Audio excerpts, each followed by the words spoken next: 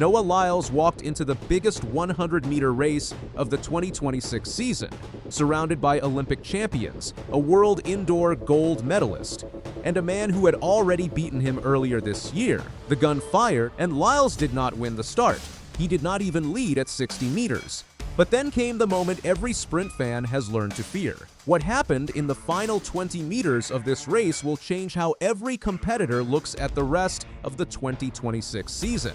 The Golden Gala Pietro Menea in Rome is one of the oldest and most respected stops on the Diamond League circuit. It has hosted world-class sprinting for decades, and on the night of June 4th, 2026, it had the best 100-meter field of the year so far. In one race, you had Noah Lyles, the reigning Olympic champion. You had Letsile Tebogo, the Olympic 200-meter gold medalist from Botswana. You had Marcell Jacobs, who won the 100 meters at the Tokyo Olympics back in 2021. You had Jordan Anthony, the 21-year-old world indoor 60-meter champion, who had beaten Lyles in a race earlier this year.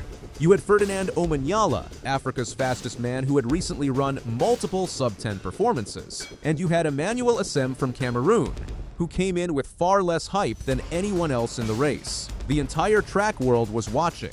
This was not an ordinary Diamond League race. It was a power statement waiting to happen, and everyone knew exactly who needed to make it. Noah Lyles is 28 years old and holds one of the most decorated resumes in modern sprinting.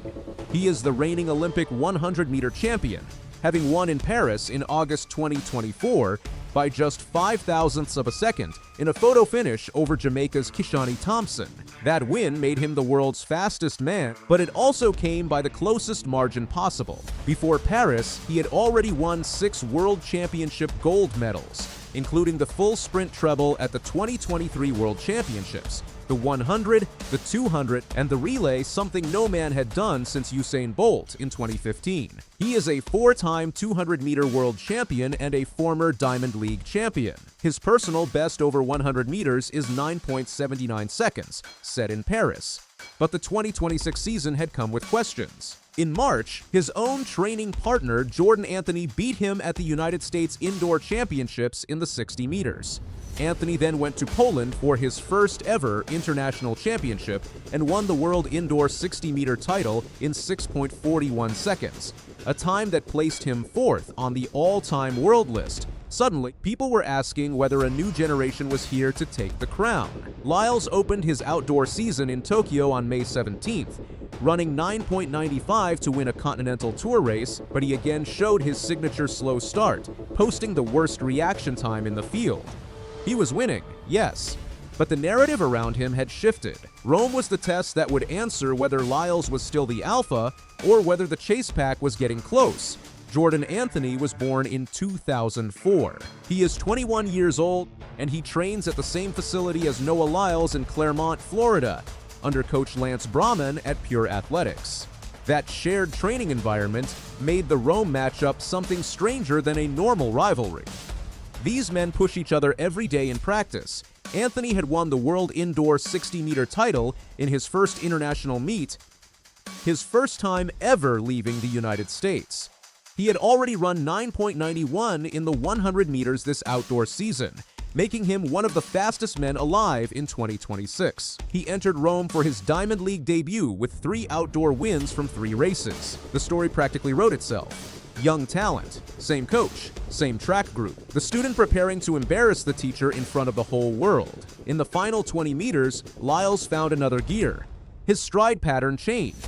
His turnover accelerated. The field, which had been right there with him through the middle section, simply could not keep up. He crossed the line in 9.88 seconds, a season-best performance. It was not close at the finish. Emmanuel Eseme came in second at 9.94, setting a new Cameroon national record. Letsile Tebogo claimed third in 9.95, a season best for the Botswanan. Jordan Anthony faded to 4th in 9.96. Marcell Jacobs finished 5th in 9.99, which was still a season best for the Italian. 5 men ran under 10 seconds in the same race. That is a remarkable field by any measure, but only one name went at the top of the results sheet, and it was the same one that keeps ending up there. After the race, Lyles had something to say. He told reporters that 10 meters before the finish line, he already knew the race was over. He said he was not showing up anywhere to lose. He said the only thing on his mind in those final meters was how he was going to celebrate. That is not a man under pressure. That is a man who understood exactly what this race was and delivered accordingly. The most important thing about Lyles in this race was not the time. A 9.88 at a June Diamond League meeting is not a world record chase. It is a strong seasonal performance, and it confirms that Lyles is building well.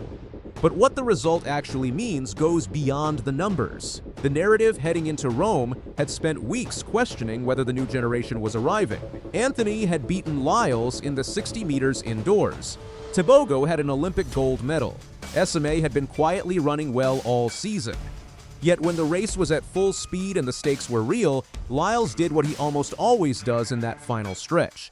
He separated. What makes his finish so hard to manage for opponents is that it does not look panicked or forced. He does not scramble. He accelerates with something that looks almost effortless, and by the time the field recognizes what is happening, there is nothing left to do about it. Anthony, who covers 60 meters faster than almost anyone alive, ran out of track before he could use that speed advantage. Eseme, a 32-year-old Cameroonian who came in with very little expectation, had one of the best nights of his career and still finished almost 0.06 of a second behind Lyles. Omanyala, who had entered the race with momentum from multiple sub-10 performances, finished 8th in 10.11. Rome was a reminder of what separates a great season opener from an actual elite performance at the highest level.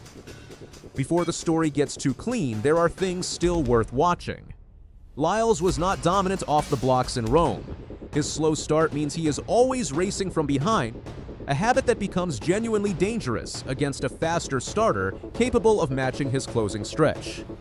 Anthony ran 9.96, but in his first full professional season, his best performances and closing speed may still be well ahead of him. It would be wrong to say Rome sealed anything permanent about the gap between these men. One race does not do that. Neither Tebogo nor Anthony looked broken after this loss. They looked like men still learning the final phase at the Diamond League level. Lyles won convincingly, but the work is not finished. The season builds toward the new Ultimate Championships in Budapest in September 2026.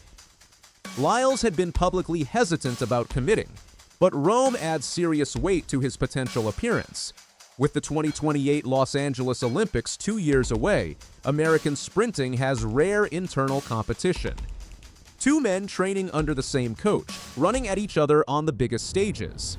Noah Lyles won decisively, but the season is young and everything can change in a single tenth of a second.